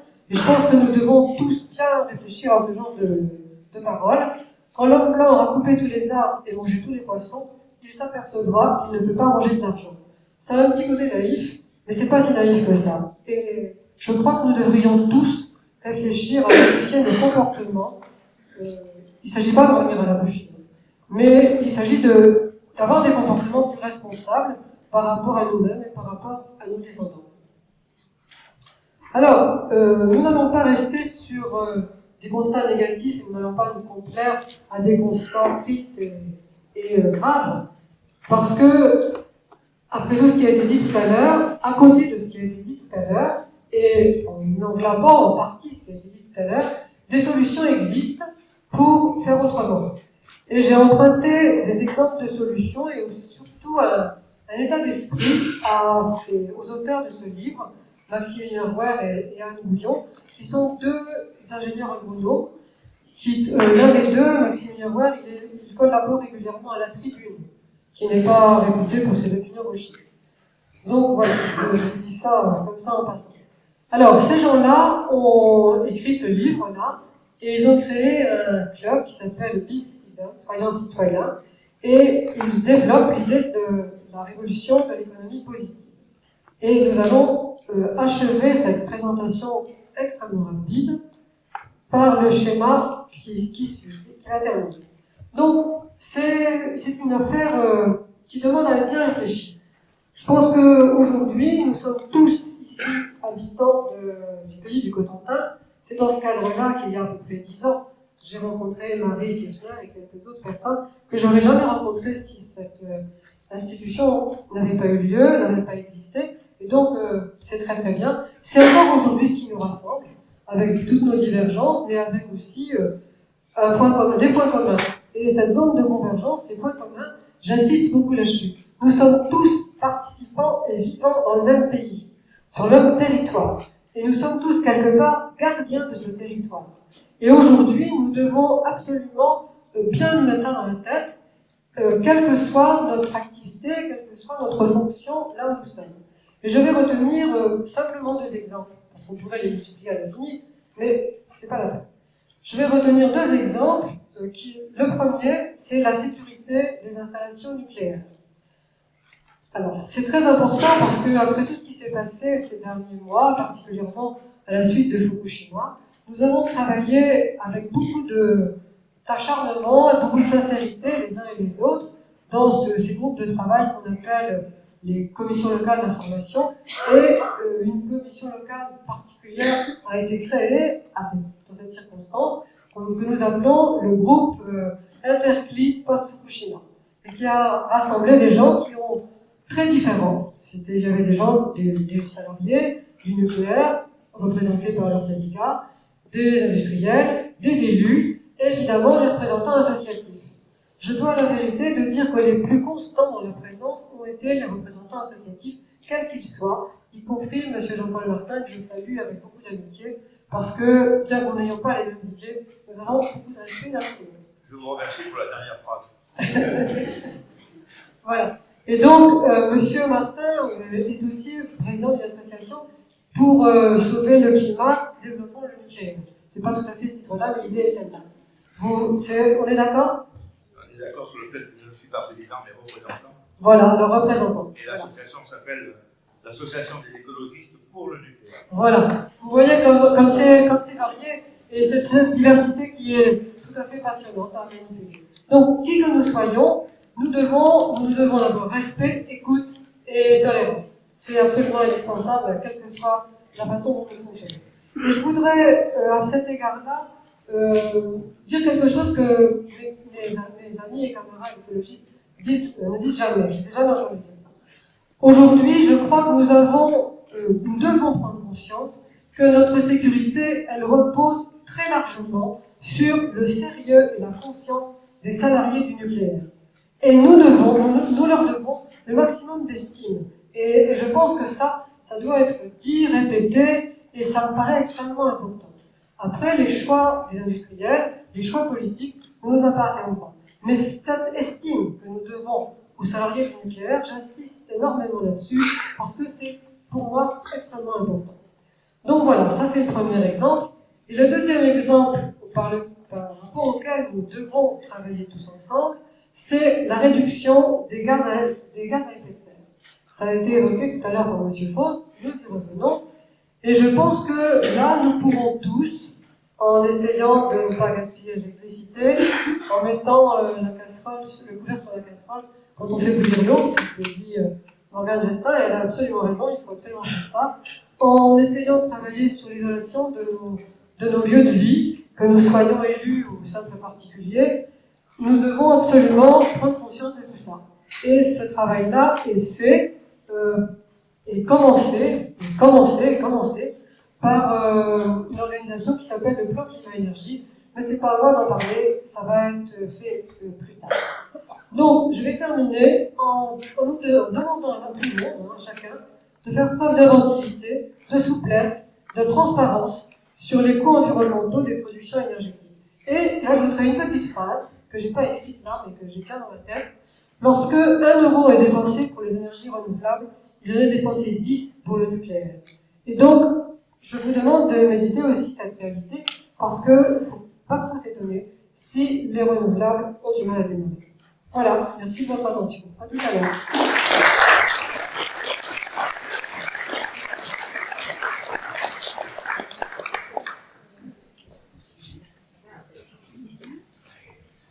Donc la présence dans la salle d'étudiants qui viennent vietnamiens, chinois et indiens qui sont là, donc bienvenue. Et on avait dit qu'on allait donner la parole au pays du Cotentin parce qu'à propos du plan climat-énergie, une énergie importante est celle qu'on ne consomme pas, et donc la maîtrise de l'énergie. Et Morgane Gestin est dans la salle. Voilà. Est-ce que c'est... Je vous laisse un micro. Voilà. Elle va vous parler donc de ce projet.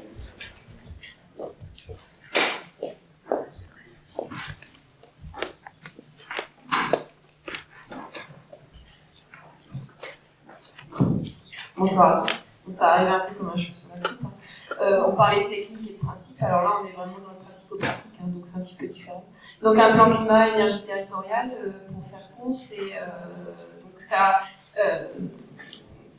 concerne déjà le territoire du Cotentin. L'objectif, c'est de mettre en place un programme d'action avec l'ensemble des acteurs du territoire pour réduire nos émissions de gaz à effet de serre et nos consommations d'énergie et pour adapter le territoire au changement climatique, puisque sur le principe, même si on réduit considérablement nos émissions de gaz à effet de serre, il y aura forcément des impacts qui nous concernent également, positifs ou négatifs, tout dépend si on s'adapte correctement, et donc il faut réfléchir à ce que sera notre territoire demain, et voilà, adapter le territoire au changement climatique. Donc concrètement, c'est pas une démarche du tout marginale, on arrive à quasiment 600 plans climat en France.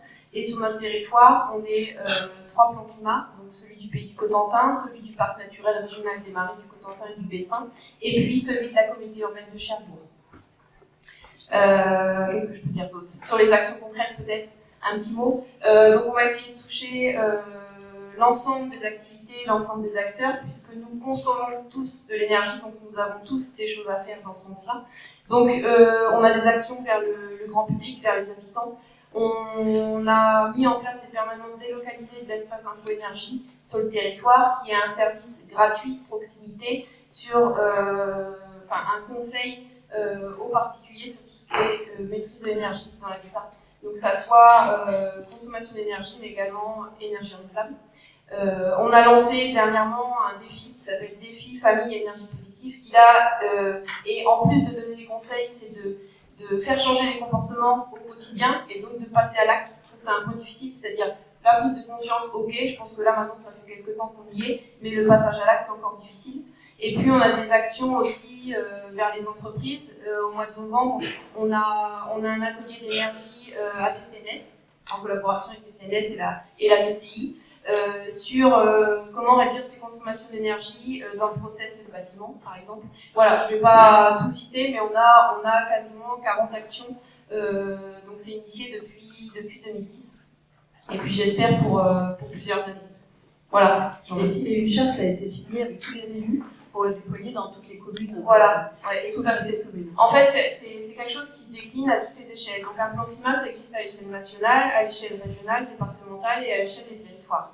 Et après, on ne peut pas le décliner forcément à l'échelle de toutes les communautés de communes, parce que 37 actions à l'échelle des communautés de communes, c'est difficile, elles n'ont pas toute la compétence. Mais le but, c'est qu'elles puissent se mobiliser à leur échelle, selon leurs compétences et leurs moyens. Donc il y a une convention climat qui est proposée à toutes les communautés de communes pour qu'elles s'engagent à leur échelle envers le plan climat et dans cet objectif-là. Merci. Merci beaucoup.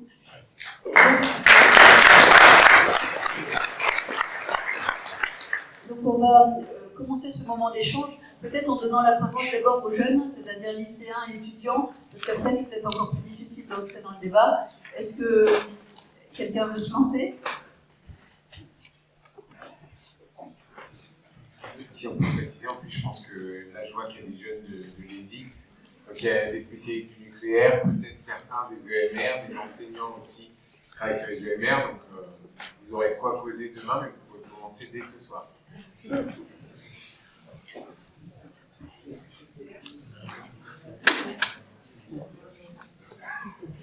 C'est un vieux qui va se lancer. On n'a pas dit jusqu'à quel âge on était jeune. Après, je suis resté très jeune et très facétieux, donc il n'y a pas de problème. Donc j'ai la chance de faire partie d'une association d'aménagement de la nature, et à ce titre, j'ai participé à des réunions sur le parc de Courseulles. Et M. Bier a présenté des images monopieux des éoliennes de Courseulles, et je voudrais dire à M. Fausse que les milliers de tonnes de béton, il n'en a plus besoin, c'est plus la peine, vous pouvez ranger votre brouette, il n'y a pas un gramme de béton pour supporter les éoliennes de Courseulles. C'est un monopieux qui est enfoncé dans la masse calcaire. C'est un monopieux d'une 50aine de mètres qui sera enfoncé sur 20 mètres. Alors, à moins que les gens du consortium nous racontent des histoires, mais je ne pense pas, je pense qu'il n'y aura pas de béton. Je parlais surtout des éoliennes d'aujourd'hui onshore. C'est-à-dire qu'elles font 5000 tonnes de béton par pied. Écoutez, les éoliennes offshore, ce sera le premier parc français, il n'y aura pas de béton au pied de ces éoliennes. Par contre, ils y mettront du caillou naturel. Pour effectivement, et nous en tant qu'aménageurs de la nature, si on peut le définir, on leur a demandé éventuellement de concevoir des trous qui permettraient une sorte d'élevage de poissons. Voilà. Quand vous parlez de rendement, si on parle d'un réacteur nucléaire, on va dire que sa puissance, son énergie, elle est thermique, et que lorsqu'on transforme une énergie thermique en énergie mécanique, on est tenu par le principe de Carnot. Le principe de Carnot, il arrête à 30%. Donc il y a 70% de l'énergie thermique fournie par un réacteur qui chauffe le petit oiseau. C'est tout, parce qu'on parlait de... sur le soleil. Les mégawatts qui sont indiqués sont les mégawatts dits électriques, c'est-à-dire puissance électrique. Quand on dit 1600 mégawatts, donc il y a... Quand on parle de rendement, vous parlez du rendement 20% pour une éolienne, moi je dis la transformation d'énergie thermique en énergie mécanique, c'est 30%, principe de Carnot.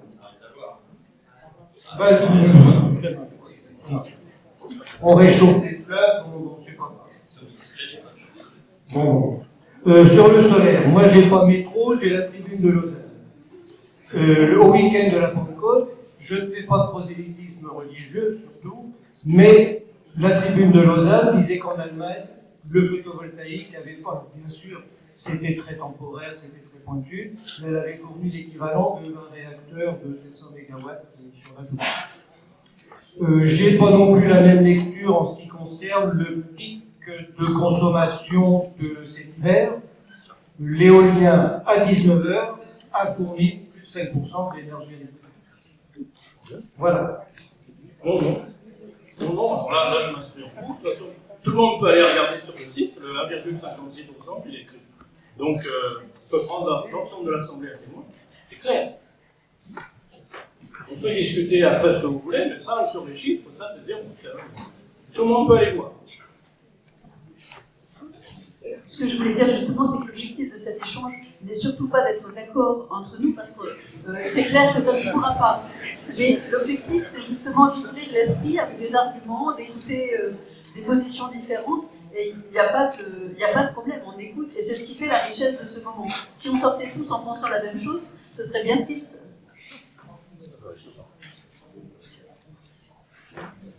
Et donc je voulais vous présenter, je t'ai présenté tout à l'heure, donc Nicolas, voilà. Donc nous sommes les modérateurs du débat. Donc merci de poser des questions courtes pour que le maximum de personnes puissent poser des questions. Gisèle, Monsieur Martin... Oh, j'ai pas besoin de métro, j'ai pas une chaîne en bois.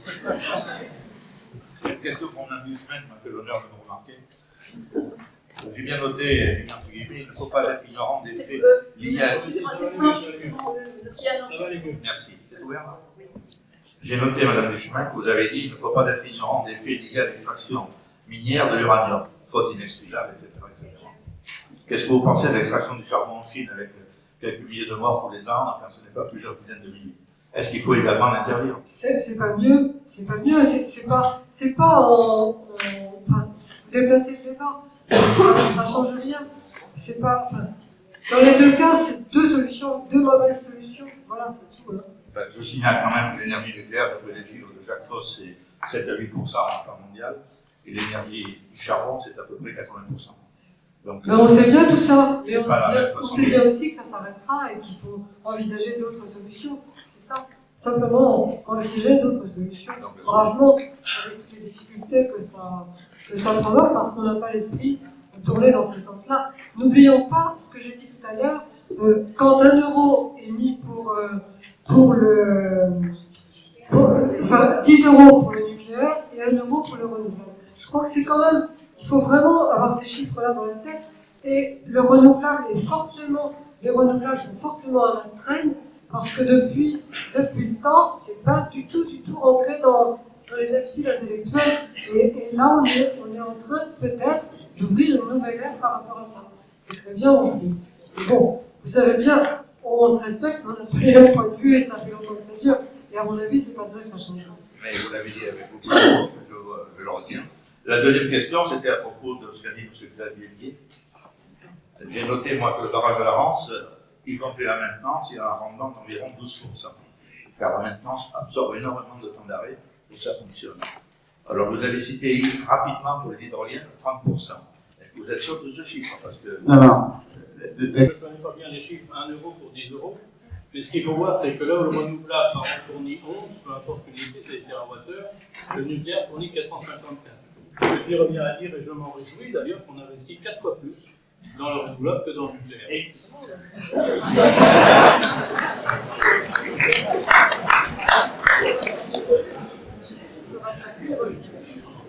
Est-ce qu'il y a d'autres questions? Oui. Je constate une chose, c'est que lorsque l'on met en présence différents acteurs du nucléaire, des énergies renouvelables, de l'environnement, on est souvent dans un débat qui est passionné plutôt que rationnel.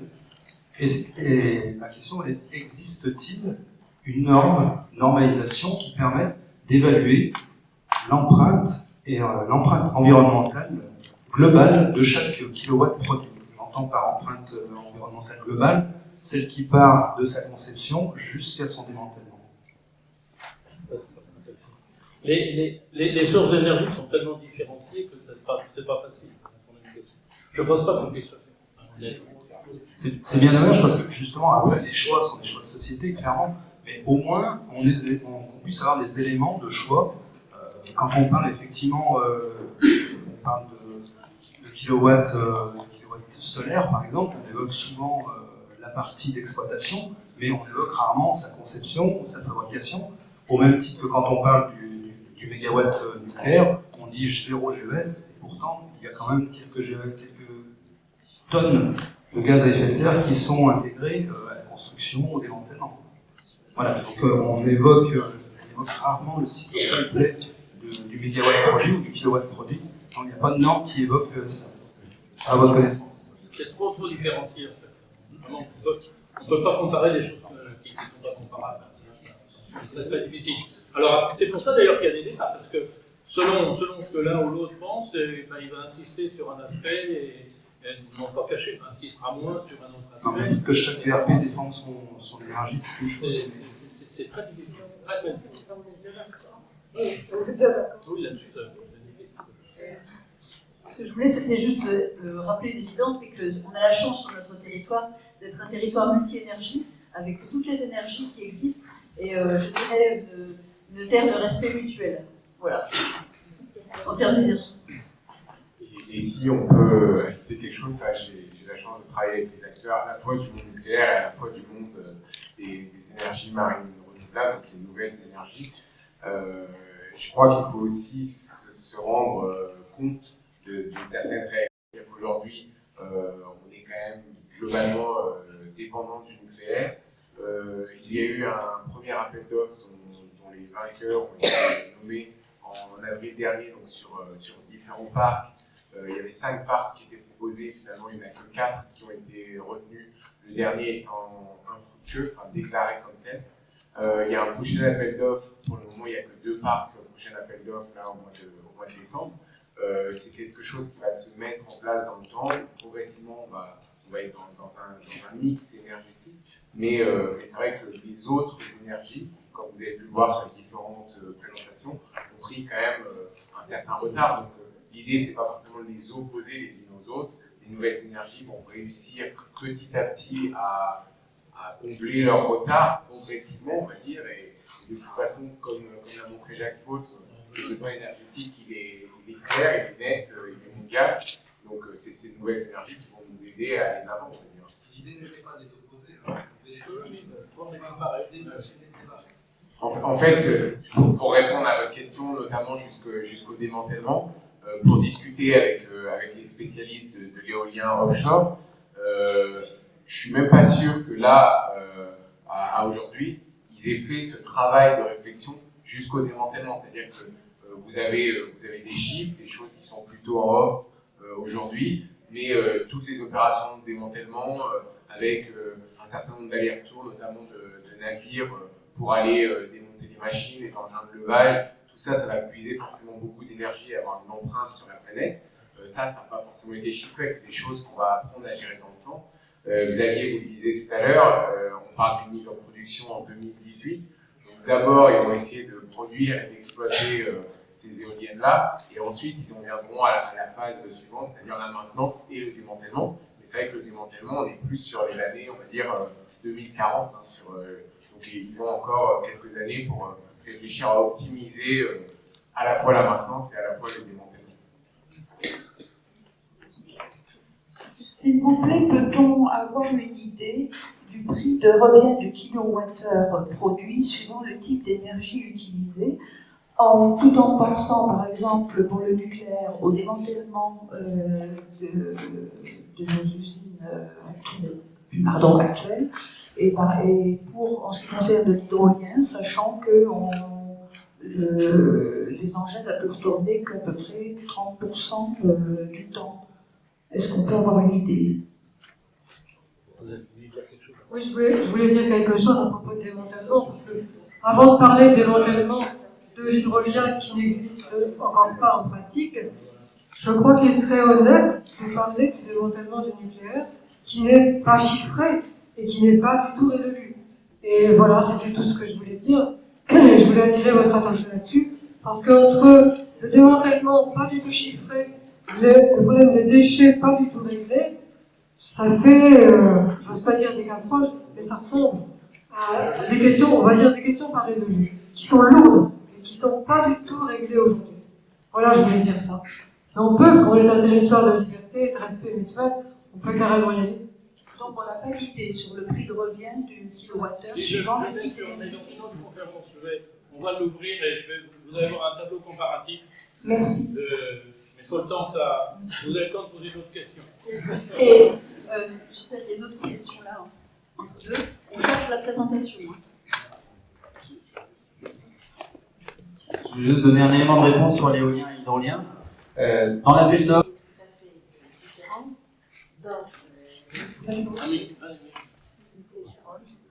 Donc, dans votre présentation sur les énergies, il y a eu la biomasse. Vous avez montré des diapositives, une diapositive sur la biomasse.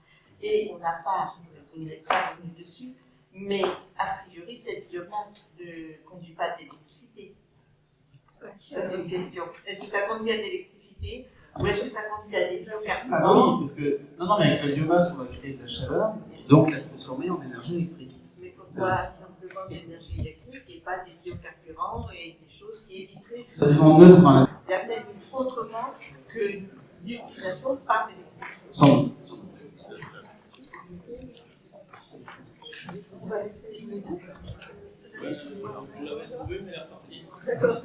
Avant d'aller plus loin, je pense qu'au niveau du vocabulaire, biomasse et biocarburant sont des termes que nous, les environnementalistes, nous refusons carrément, parce que, comme l'a très bien montré M. Foss, entre manger ou conduire, je crois qu'il faut choisir. Il faut conduire autrement pour continuer à manger. Et le terme de biocarburant n'est pas accepté chez nous et nous préférons de beaucoup agrocarburants. Et de toute façon, c'est en train de reculer, cette notion d'agrocarburant est en train de reculer parce qu'il ne faut pas que les territoires destinés à produire de la nourriture soient utilisés pour produire du carburant. Et alors, avec les algues, évidemment, mais les algues elles-mêmes, quelle est leur origine? Quelle est leur origine? Les algues vertes, qui, ma foi, pourraient très bien finir comme ça, ont une origine extrêmement contestable, et donc, rien n'est simple, rien n'est simple. Voilà. On est au moins d'accord là-dessus. Oui, donc, c'est ce qui est plus le mieux de créer. Oui, voilà. Alors, ça, c'est un tableau qui figure dans mon bouquin. Les sources, c'est l'Agence internationale de l'énergie. Hein, c'est pas des... Donc, il y a une comparaison entre.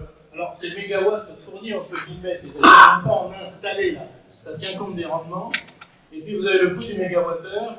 Et le thermique, donc nucléaire, que vous avez pas, tient compte aussi du démantèlement, évidemment. Hein. Donc, vous avez, voilà, moyen de. Vous voyez qu'en gros, bon, même si on augmente un peu le thermique nucléaire, on va le trouver au niveau de l'hydraulique. L'éolien sera un peu plus cher. Alors, sur l'offshore, je sais pas, je pense que peut-être la aussi. Voilà. Moi, c'est pas mes chiffres, moi, c'est les chiffres qu'on trouve dans la littérature. Et vous voyez que le gaz aussi est relativement économique. Hein, enfin, économique. Le charbon et le pétrole sont plus chers. Après, ça dépend, dans le pétrole, il y a des chiffres énormes, parce que ça dépend évidemment du coût du baril. Je voulais faire un complément important parce qu'il y a l'aspect géopolitique qui rentre en ligne de compte. Par exemple, avec le gaz, il ne faut pas être dépendant de certains pays qui pourraient fermer le gaz. Et donc, c'est l'aspect que devait développer Anne-Marie Mirac avec la stratégie de l'Europe. Et malheureusement, toute cette dimension-là nous manque. C'est-à-dire l'évolution des pays en Europe qui sont passés, certains d'agraires à industrialisés, et d'autres qui n'ont pas pris ce virage-là ou qui sont en train de le prendre. Et la stratégie de l'Europe qui ne parle pas d'une seule voix, qui ne décide pas d'être une Europe énergétique avec des tas de problèmes et de freins. Et donc c'est ça qu'elle devait nous présenter. Et elle devait aussi envoyer une présentation, et elle est trop malade, elle n'a même pas pu envoyer une présentation. Donc voilà, vous serez autant frustré que moi. Et donc ça c'est une autre comparaison, c'est le prix du kilowattheure industriel ou domestique. Alors les chiffres de l'Allemagne viennent de changer, puisque vous savez que le kilowattheure vient de prendre 42% d'un coup en plus. Donc ça c'est des chiffres plus anciens. Donc c'est vrai que pour un pays, en gros, en termes industriels et autres, va avoir un mégawattheure moins cher, évidemment, est un intérêt. S'il vous plaît, qu'en est-il du recyclage des panneaux photovoltaïques? C'est une bonne question. C'est une bonne question, mais parce que pour l'instant, on ne se pose pas la question, mais ça va être très difficile. Très difficile. Donc, c'est déjà pas facile à élaborer. Hein. Souvent, dans les conférences, je pose la question aux gens en disant: est-ce que vous savez pourquoi que nos panneaux photovoltaïques, en grande majorité, sont fabriqués en Chine? Et tout le monde me fait une réponse qui est la mauvaise réponse, c'est parce que c'est moins cher. Ça n'est pas vrai, c'est de la très haute technologie. Ce qui est moins cher en Chine, c'est quand vous avez de la main-d'œuvre, beaucoup de main-d'œuvre. Comme l'heure, évidemment, malheureusement pour eux, est moins cher que nous. Là, vous avez des grosses différences. Quand c'est de la très haute technologie, avec beaucoup d'automates, etc., des salles stériles et tout, bah, ça leur coûte aussi cher chez nous. Pourquoi donc ils viennent de là-bas? Bah, tout simplement parce que les rejets en métaux lourds dépassent toutes les normes imaginables dans l'environnement. Hein, moi aussi, je défends l'environnement là-dessus. Et donc, bah, chez nous, on dit c'est impossible, c'est inimaginable, donc on ne le fait pas. Les Chinois disent c'est impossible, c'est inimaginable, mais on crève de faim, donc on va le faire quand même. Donc le démantèlement, ça sera la même chose, c'est-à-dire que ça sera de la pollution et autres. Donc le solaire, c'est pas si propre que ça.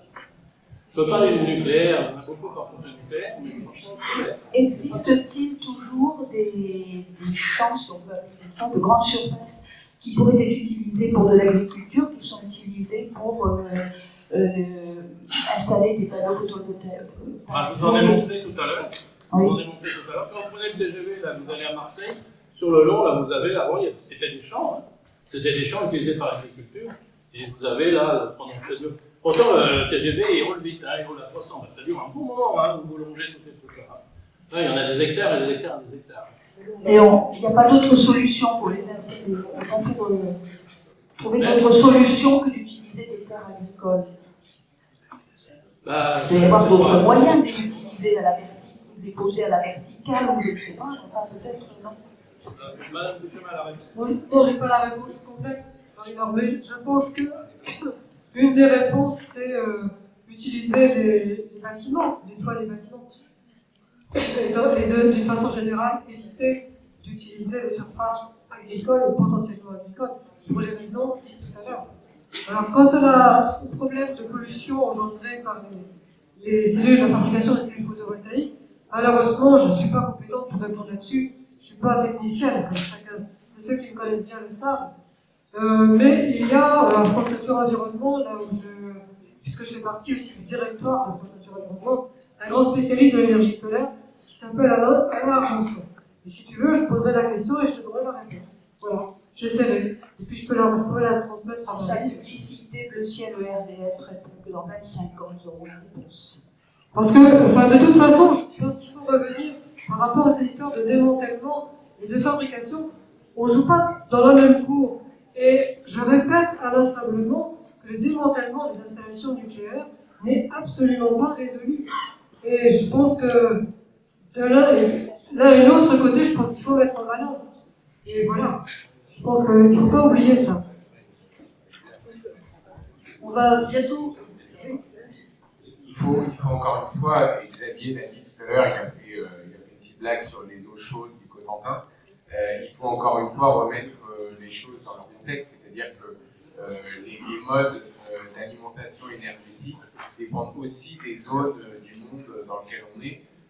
En France, si vous regardez un peu les chiffres, vous verrez qu'il y a une sur-représentation des panneaux photovoltaïques dans les dom-toms, tout simplement parce qu'ils n'ont pas trop de choix par rapport à ça. Après, le mettre sur le territoire métropolitain, est-ce que ça a un intérêt ou pas? Bon, ça, c'est un autre débat. C'est vrai qu'on a la chance d'avoir plein de sources énergétiques différentes, donc autant qu'on en profite, mais il y a des endroits comme Facebook, je pense, Xavier, c'est pas forcément fait pour le rablanchard. Voilà. Donc on va peut-être prendre une dernière question parce que le temps passe très vite et on va continuer nos échanges autour d'un cocktail. Et donc on vous remercie d'être venus aussi nombreux. Et je voudrais remercier toute l'équipe qui a participé à cette soirée. Donc on prend la dernière question et puis on va terminer bientôt notre échange. Oui, bonsoir, Corinne Nicolet, je suis syndicaliste et à la fois nucléaire parce que je suis à la CGT, donc vous imaginez comment je peux m'engueuler avec mes camarades régulièrement. Voilà. Moi j'ai deux petites questions. D'abord, très technique, il y a eu quand même un registre des cancers qui a été ouvert dans notre région. Qu'en est-il? On en est où? Quelles sont les retombées du nucléaire dans notre région par rapport à tout ça? Voilà, je pense que les membres de la CLI doivent le savoir. Donc ça va être une question très simple. Ensuite, moi je m'interroge beaucoup par rapport à... Je vais ressortir de là en me disant, mais comment on peut faire une fois de plus une opinion par rapport à tous ces dires contradictoires entre les intervenants? C'est ça ma question. C'est qu'est-ce qui est vrai, qu'est-ce qui est faux, qui c'est qui a raison, et qu'est-ce que je fais moi, citoyenne là-dedans? Donc moi, citoyenne là-dedans, je vous le dis, moi j'ai travaillé à Flamanville à un très haut poste, puisque j'étais secrétaire, enfin pas mon poste, j'étais secrétaire du chef de la centrale, c'était il y a 20 ans. Et j'ai tapé toute la journée des rapports de fuite, des rapports de fuite, les souvenirs ne tiennent pas dans les centrales nucléaires. Donc j'étais tenue au secret il y a 20 ans, mais je peux vous le dire maintenant. Qu'est-ce que les intervenants qui sont là aujourd'hui ont à me répondre quand je dis j'ai peur, monsieur Dame? Qu'est-ce que vous avez pour moi? Alors, il y a plusieurs réponses à ta question. Donc, la première, concernant le registre des cancers, c'était le thème de notre dernière conférence quand le nucléaire soigne. Donc, tu as la réponse dans le DVD qui est là.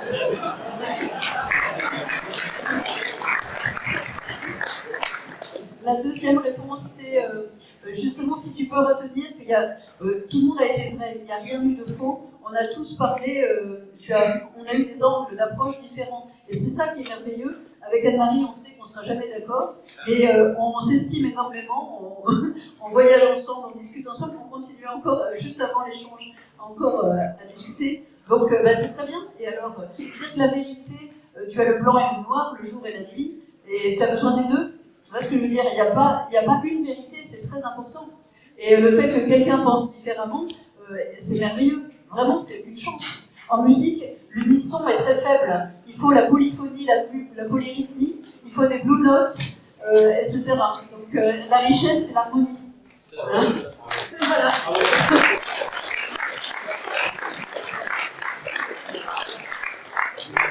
Bon, merci. Et donc, si vous avez la poursuite, qu'est-ce qu'il y a? Eh ben, je te dis, c'est dans le DVD. Et on nous a invités, on pourrait éventuellement faire une autre conférence plus tard sur ce thème, on nous l'a proposé. Il y a plein de thèmes, hein. Je veux dire que maintenant qu'on est parti, on n'arrivera plus à nous arrêter. Donc merci d'être venu.